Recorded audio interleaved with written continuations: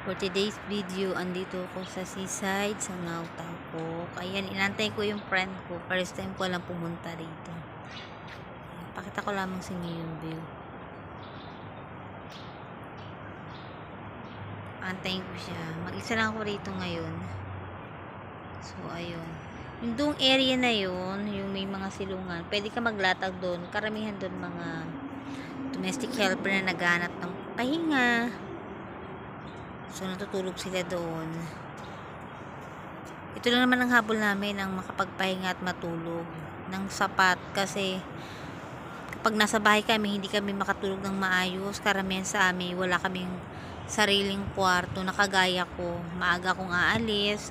Kasi, actually, ayokong lumabas. Pero no choice kahit dahil wala akong sariling room. Ang hinihigaan ko lang ay kusina, kaya lalabas ako ng maaga, maghanap ako ng mapagpahingahan. Ayun, ganun. Ayan. Thank you for watching.